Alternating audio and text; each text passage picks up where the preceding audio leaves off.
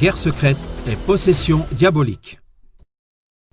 Le soir venu, ils amenèrent à Jésus beaucoup de possédés, et il chassa les esprits par sa parole, et il guérit tous ceux qui souffraient. Matthieu chapitre 8, verset 16. L'homme, de par sa nature, est bon, créatif et digne d'être aimé. Mais il peut tomber sous une emprise diabolique. Toutes les religions l'ont toujours attesté.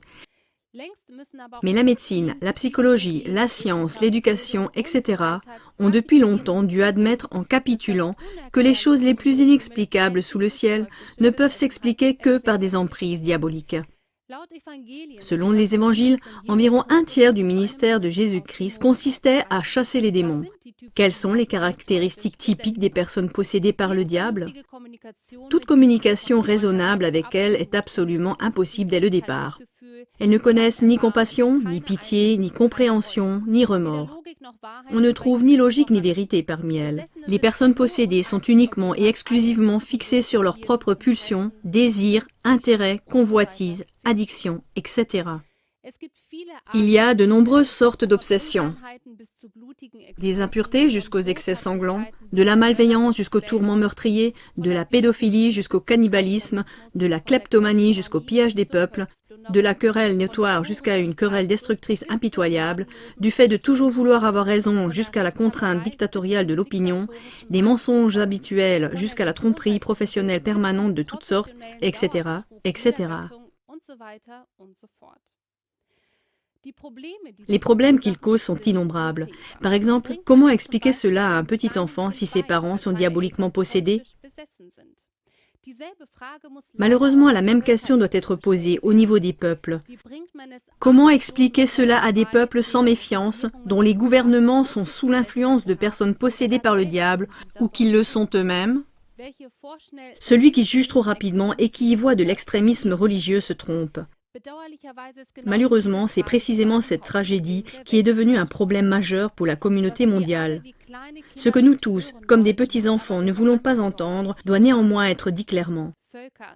Peuple, prenez note du fait que des personnes possédées par le diable mènent une guerre hybride, c'est-à-dire cachée, contre l'ensemble de l'humanité. Ces personnes, poussées par une illusion satanique, croient qu'elles doivent soumettre et diriger le monde entier. Il ne faut pas arrêter de confondre l'absence de bombes avec l'absence de guerre.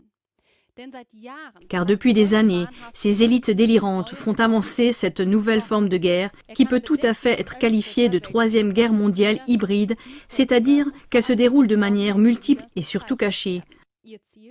Leur objectif, un nouvel ordre mondial sous leur contrôle total.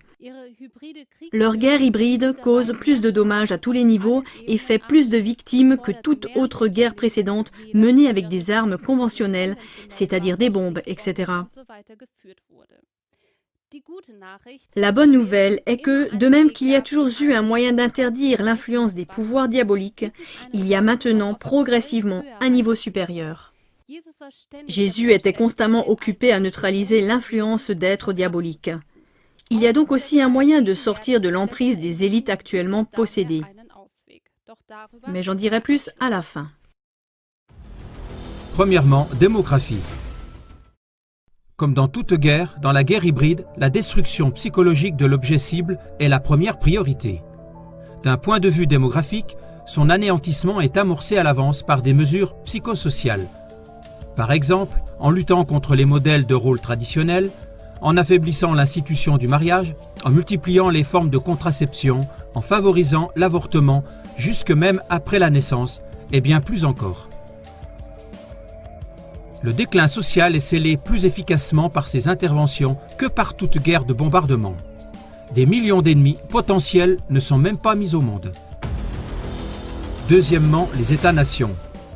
Afin de construire leur nouvel ordre mondial, les bellicistes hybrides provoquent délibérément l'effondrement de tous les États-nations existants.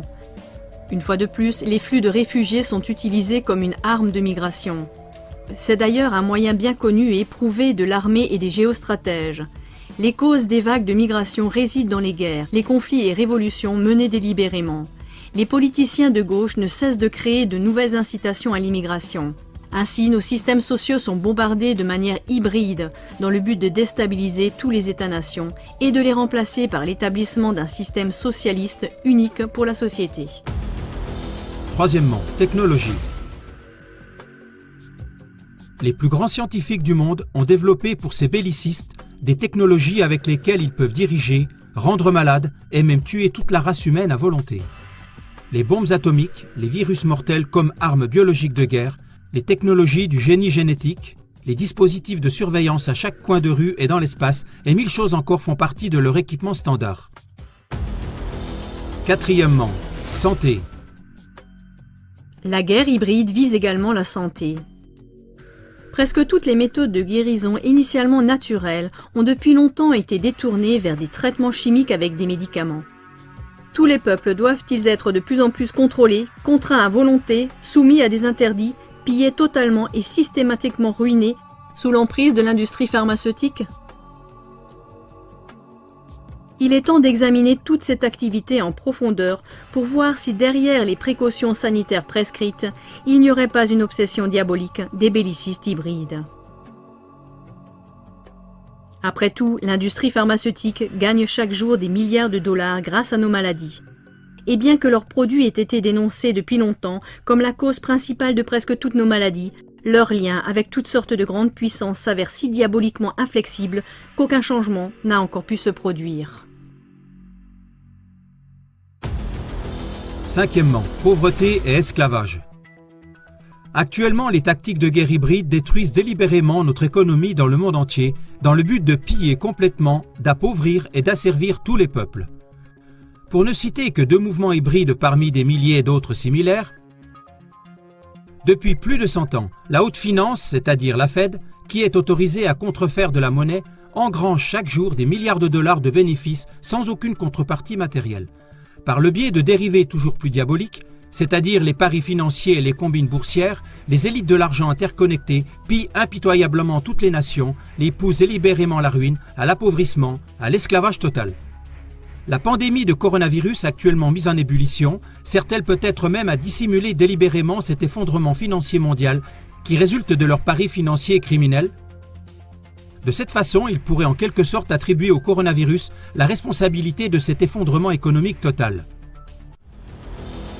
Sixièmement, médias. Depuis des décennies, les médias de masse contrôlés par le pouvoir des ténèbres mentent à la communauté mondiale. De sorte qu'aujourd'hui, bientôt 1 personne sur 2 admet que la presse est comme une prostituée qui ment pour de l'argent. Comment est-il possible que rien ne change jamais? Y a-t-il des liens si forts avec des puissances diaboliques de l'ombre qu'aucun gouvernement indépendant dans le monde n'ose se dresser contre elles? Septièmement, éducation. Une autre attaque hybride vise notre système éducatif. L'objectif est-il l'effondrement total de nos systèmes éducatifs? Par exemple, à travers une migration incontrôlée, à travers l'augmentation de l'intelligence artificielle par le chemin de la digitalisation, les pouvoirs éducatifs ont déjà au moins une fois forcé nos enfants du monde entier à une sexualisation précoce diabolique, à la folie d'une théorie du genre et à bien d'autres choses encore. Si un jour des puissances supérieures devaient débrancher le réseau mondial du web, tous les peuples ne se révéleraient-ils pas tout à coup comme étant abétis? Un déclin rapide de l'enseignement est déjà en cours. Une pénurie future de travailleurs fiables est prévisible. L'effondrement total de l'infrastructure et de l'économie est-il à l'ordre du jour?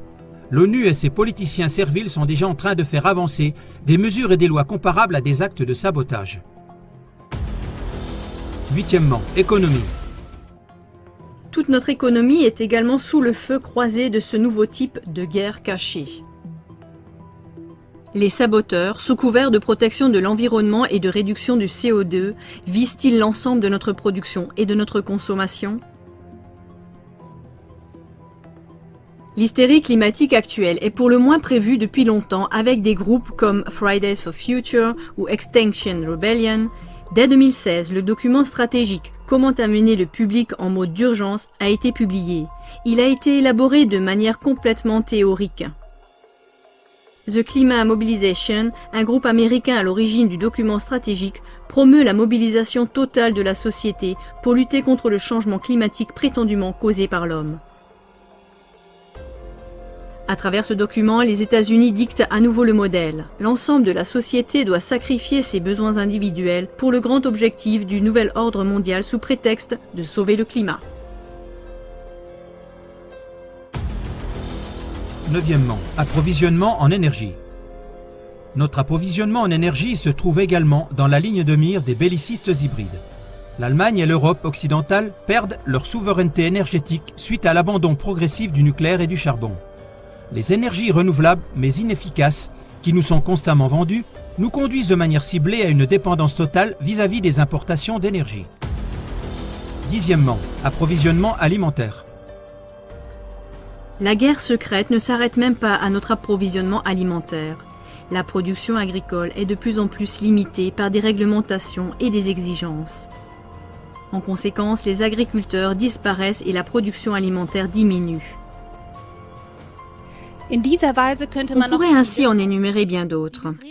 La guerre hybride contre notre planification du trafic routier et nos infrastructures, contre la nature et la météo, contre toute tendance conservatrice en politique, contre toute religion sauf le satanisme, l'attaque contre notre santé par l'expansion de la téléphonie mobile sur tout le territoire, qui est considérablement intensifiée par la 5G et aura aussi des conséquences fatales pour le monde animal et végétal, etc., etc.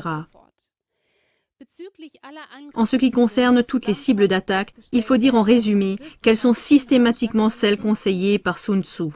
Sun Tzu était un stratège de guerre chinois de l'Antiquité qui a écrit environ 500 ans avant Jésus-Christ.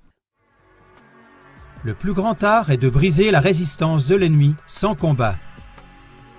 Détruisez tout ce qui est bon dans le pays de l'ennemi. Impliquez les représentants des classes dirigeantes dans des affaires criminelles. Répandez la désunion et les conflits parmi les citoyens du pays ennemi. Montez les jeunes contre les vieux. Détruisez avec tous les moyens le matériel, les fournitures et l'ordre des forces ennemies. Dévalorisez les vieilles traditions et les dieux.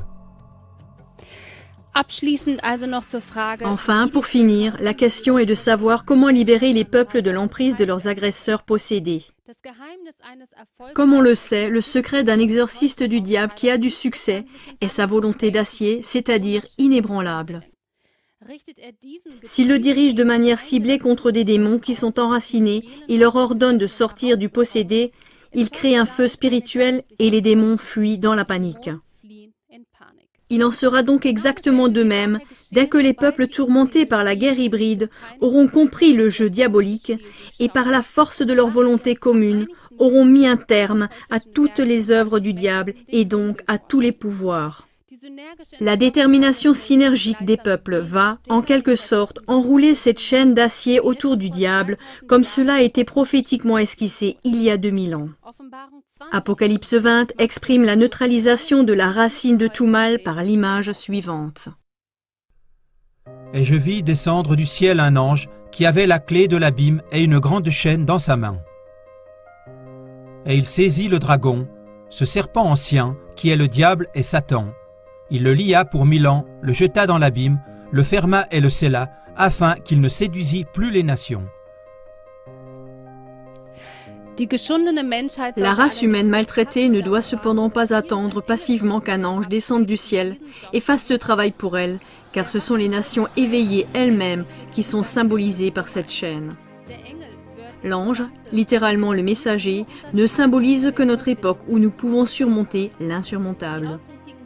Mais les peuples sincères vont devenir cette chaîne insurmontable, c'est-à-dire l'unité totale contre les méchants hybrides. Ils deviendront cette chaîne chaque fois qu'ils seront éclairés de manière complète sur la stratégie hybride. De plus en plus, ils se lancent déjà unis dans une volonté d'acier contre ces œuvres et puissances maléfiques. Et c'est ainsi qu'ils privent inévitablement les bellicistes de toute énergie diabolique, de tout courage aliéné, de toute imagination satanique et de tout pouvoir de visualisation. Ainsi, les personnes auparavant invincibles sont inexorablement plongées dans un choc mental, sombrant du jour au lendemain dans la peur et la terreur, le découragement et l'impuissance. La volonté unie des peuples et leur appel synergique au bien devraient, peuvent et mettront fin à toutes les hantises décrites précédemment. Diffusez donc ces connaissances partout où vous le pouvez.